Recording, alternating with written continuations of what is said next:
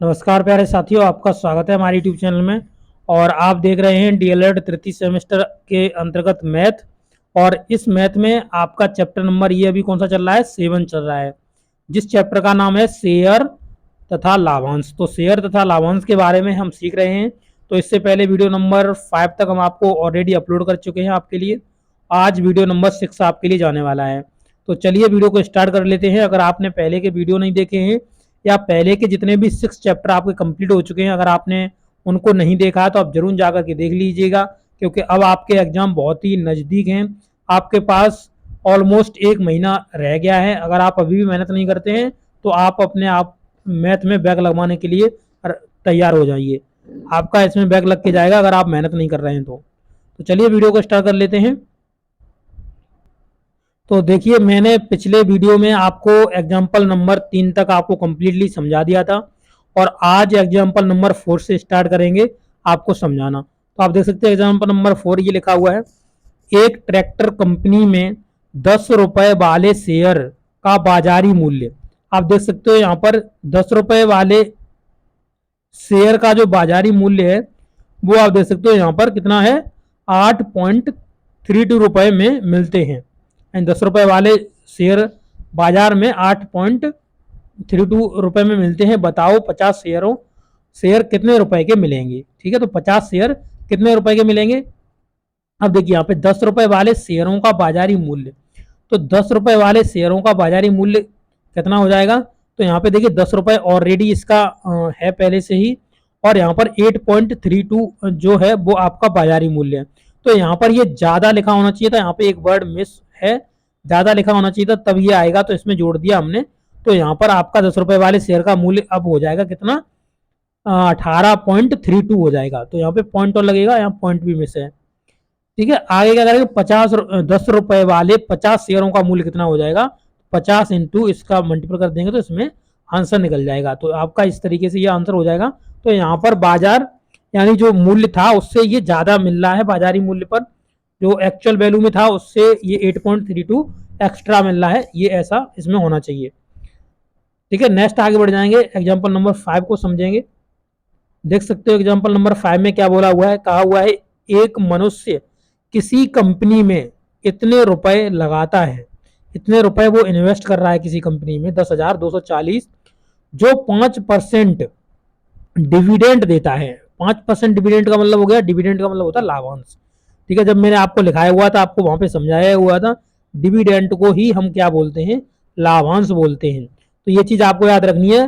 कभी कभी पेपरों में क्या होता है, डायरेक्ट सीधा क्वेश्चन में इंग्लिश के वर्ड्स लिख के दे देता है, अगर आपको वो समझ में नहीं आए तो आपका क्वेश्चन पूरा छूट जाएगा और आप घर वापस आ जाओगे। इसलिए आप हमेशा इंग्लिश में भी उनको याद करते चलें। वही चीज यहाँ पे लिखी हुई है, आप देख सकते हो, कंपनी के 100 रुपए के हिस्से बाजार का भाव अब कितना है, 160 रुपए है, उसका वार्षिक डिविडेंड याद करिए। तो कह रहा है वार्षिक में डिविडेंड बताइए, यानी 100 रुपए शेयर उसने कंपनी ने पहले 100 रुपए का एक शेयर रखा हुआ था अपना, जिसका अभी अगर मार्केट प्राइस देखा जाए तो अभी 160 रुपए हो गया है। उसका वार्षिक डिविडेंड याद कीजिए, यानी जो वार्षिक आपका जो लाभांश हुआ है वो आपको ज्ञात करना है। आपके पास पैसे कितने थे, तो 10,240 जो आपने लगाए, तो 160 रुपए में खरीदा गया एक शेयर बराबर एक। तो 160 रुपए में एक शेयर खरीदेगा, वो सही बात है, जब 160 रुपए लगाओगे यानी क्योंकि मार्केट प्राइस पर ही तो आप खरीदोगे। ठीक है, अब 10,240 रुपए में कितने शेयर खरीद जाएंगे, तो आप देख सकते हो 10,024 बट्टे में 160 का अगर आप भाग दे दोगे तो आपके शेयर की संख्या निकल जाएगी कितनी, 64 आपने शेयर खरीद लिए। भाग क्यों दिया 10,000, इतना देखो टोटल अमाउंट इतना है। अब ऐसे मैं कहूँ एग्जाम्पल के लिए समझ लो, छोटा सा एग्जाम्पल दे रहा हूँ। जैसे मान लीजिए कि हमारे पास 2 रुपए की कोई कलम आ रही है और हमारे पास 10 रुपए हैं, तो हमें कैसे मालूम पड़ेगा कि हमें कितनी कलम मिल जाएंगी। तो हम 2 का भाग ही तो 10 में दे देंगे, तो जब भाग दे देंगे तो हमें मालूम पड़ जाएगा कि हमें 5 कलम मिल जाएंगी। तो इसी तरीके से इसका है। ठीक है, तो इस तरीके जितना रुपए था उसमें हमने एक शेयर का जो मूल्य था मार्केट प्राइस में उसका हमने भाग दे दिया, क्योंकि मार्केट प्राइस पर ही हमको शेयर मिलेगा, कंपनी के प्राइस पर हमको शेयर नहीं मिलेगा, क्योंकि मार्केट में जो इसका प्राइस है वो अभी बढ़ चुका है। अब 64 हिस्सों का वास्तविक मूल्य कितना रहेगा। अब वास्तविक मूल्य जो कंपनी के हिसाब से वास्तविक मूल्य देखोगे तो कंपनी तो उसे 100 रुपए में ही कंपनी ने निर्धारित किया हुआ था, तो हम 100 का मल्टीपल कर देंगे तो यानी हमारे 6400 रुपए जो है वो कंपनी के हिसाब से 6400 रुपए हैं शेयरों के आपके। अब 100 रुपए पर वार्षिक लाभांश कितना है, 5 रुपए का है, क्योंकि ये कह रहा है कि 5% मिल रहा है।